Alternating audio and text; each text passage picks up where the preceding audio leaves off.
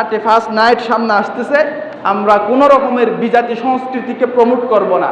এলাকায় যদি হয়েও থাকে, এলাকার মুমিনদের উচিত আল আমর বিল মারুফ ওয়ান নাহি আনিল মুনকার, সৎ কাজের আদেশ, অসৎ কাজের নিষেধ। আপনি আপনার জায়গা থেকে, আপনাকে বলতেছি না আপনি লাঠি সোটা নিয়ে ভাঙবেন, আপনার সামর্থ্য যতটুকু আছে এটা ব্যবহার করবেন। আমার সামর্থ্য আমি মাইকে ব্যবহার করতেছি, আপনার সামর্থ্য আপনি এলাকায় ব্যবহার করবেন। এরা আপনাদের ছোটরা, ইয়ং জেনারেশন কনসার্টের ব্যবস্থা নিচ্ছে, আপনি গিয়ে তাদেরকে বুঝাবেন, ভাই এভাবে নাচ গানের ব্যবস্থা নিও না, মানুষ ঘুমাবে, পাশে কবরস্থান আছে, হেফজাহানের ছেলেরা ঘুমাচ্ছে, সারা রাত গান চলবে, এভাবে তোমরা করো না। তোমার যদি মন চায় তোমার বাড়িতে গিয়ে হেডফোন লাগায় গান শোনো, এটা আমরা প্রভাবিত হব না, কিন্তু এটাও জায়েজ না। কিন্তু যদি মনে চায় এটা করো, এটা আমরা জায়েজ বলতেছি না বা এটাকে প্রমোট করতেছি না, কিন্তু আরেকজনকে প্রভাবিত করতে পারবে না। এটা আমাদের সমাজ, এটা মুসলমানের সমাজ। এখানে তোমার দাদা কবরে শায়িত, তোমার বাপ কবরে শায়িত, মসজিদের ইমাম সাহেব ঘুমাচ্ছে, মসজিদে অসংখ্য হেফজাহানা ছাত্র ঘুমাচ্ছে, প্রতিটি সমাজে এরকম হয়, কিন্তু তারা আওয়াজ করতে পারে না। তাই সমাজের মুরব্বীদের দায়িত্ব এইখানে আওয়াজ করতে হবে, আমর বিল মারুফ নাহি আনিল মুনকার, দাওয়াত দিতে হবে। এলাকা চেয়ারম্যান মেম্বার যাদের ক্ষমতা আছে তারা তখন এটাকে ডাইরেক্ট ফোর্স করে এটাকে বন্ধ করবে না, এই সমাজে এগুলো চলবে না। এটার সওয়াব একজন আবেদ 1000 বছর ইবাদত করে যে সওয়াব পাবে না, আপনি একটা কনসার্ট যদি দাঁড়ায় বন্ধ করেন, আমলনামায় এত বেশি সওয়াব আল্লাহ তাআলা দিয়ে দিবেন ইনশাআল্লাহ। এই জন্য আমর বিল মারুফ নাহি আনিল মুনকার করতে হবে, সৎ কাজের আদেশ, অসৎ কাজের নিষেধ করতে হবে।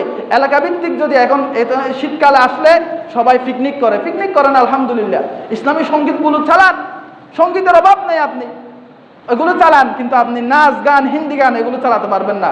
চালাইতে মন চাইলে কানের ভিতর হেডফোন দিয়ে আপনার বাড়িতে আপনি উলঙ্গ নাচেন, আমরা বলবো না, কিন্তু আপনার আওয়াজ আমার কানে আসলে আমি আওয়াজ বন্ধ করব না, আমি মাইকে আওয়াজ করব, সোশ্যাল মিডিয়ায় আওয়াজ করব, সামাজিকভাবে প্রতিরোধ করব। এটা আপনার ইমানি দায়িত্ব, নৈতিক দায়িত্ব। আরেকটা কথা মনে রাখবেন, এখানে একটা খুবই জরুরি কথা বলতেছি। একটা হলো আপনি ফাফ করলেন ব্যক্তিগত, আরেকটা হলো আপনি ফাফ করলেন সমষ্টিগত। অনেক তফাৎ আছে। আপনি একটা কনসার্টের আয়োজন করলেন, একসাথে আপনি অসংখ্য মানুষকে গুনার মধ্যে শামিল করালেন, গান শুনতে বাধ্য করলেন, এটার তওবা অনেক কঠিন হবে। আপনি নিজে হেডফোন দিয়ে গান শুনলেন, আপনি বলতেছেন হুজুর তো মানা করছে 31 নাইটে গান টান না করতে, ঠিক আছে রুমের মধ্যে হেডফোন দিয়ে গান শুনলাম, এটাও গুনাহ, এটাও গোপন পাপ, এটাও বড় পাপ, কিন্তু এটার গুনাহ আপনি তওবা করলেন নিজে ব্যক্তিগতভাবে, কিন্তু আপনি হেডফোন দিয়ে গান শোনেন নাই, এলাকাতে বড় করে কনসার্ট করার গানের ব্যবস্থা করলেন। কোনটা বড় গুনাহ মনে করেন তো? এলাকাতে আপনি কনসার্ট করে গানের ব্যবস্থা করলেন। অনেক সময় দেখা যায় কাওয়ালি হচ্ছে, পুরা এলাকাতে চাঁদা তুলে, টাকা তুলে, বড় বড় ডোনেশনদের কাছে যাই, ভাই আমরা একটা কাওয়ালি করতেছি, এখানে একটা রাত্রে একটা কনসার্ট হবে, 5000 দেন, 20000 দেন, শিল্পীরা আসবে, ঢাকা থেকে বড় বড় শিল্পী আসবে, এখন তো বিদেশ থেকেও শিল্পীদেরকে নিয়ে আসা হয়, অমুক খান তমুক খানকে নিয়ে আসাই, নাচ গান করায়। ইভেন সৌদি আরবে বাংলাদেশি শিল্পীরা গিয়ে নাচ গান করতেছে। আজকে মুসলমান কোথায় চলে গেছে? এগুলো তো কিয়ামতের আলামত। এটা হলো আপনি নিজে ফাফ করেন, একটা গুনাহ। আপনি ফাফকে প্রতিষ্ঠা করেছেন, এটা হলো রিডেবল গুনাহ। আপনি নিজে ফাফ করছেন, আল্লাহর কাছে তওবা করলেন, শেষ।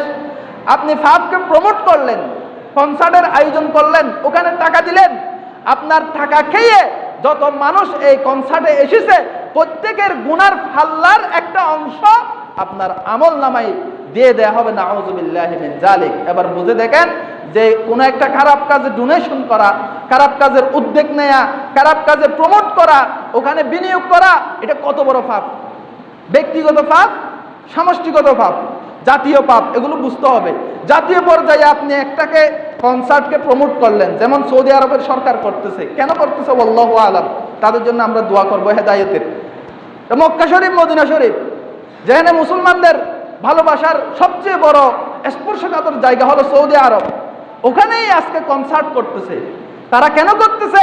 ব্যবসায়িকভাবে নাকি উন্নত হবে, দুবাই সফর না করে মানুষ সৌদিয়ামুখী হবে, দুবাইতে যেরকম সবকিছু ওপেন, সৌদিয়াতে ওপেন করা হবে। এই যে তাদের মাথায় শয়তান এমন একটা জিনিস ঢুকাই দিছে যে সৌদি আরবকে অর্থনৈতিক সমৃদ্ধির জন্য এই কনসার্ট, নাচ গান, মদ এগুলোকে আমরা একটু ইজি করে দিব, সহজ করে দিব। এটা শয়তানের অনেক বড় ধোঁকা। সুতরাং যারা এখানে প্রমোট করতেছে তাদের ফাফটার পাহাড় পরিমাণ হবে।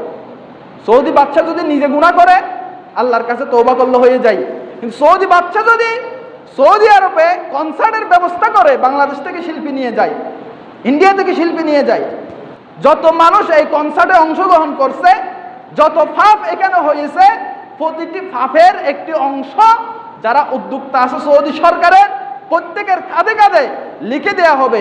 এটার তওবা কিভাবে করবে আমার জানা নেই।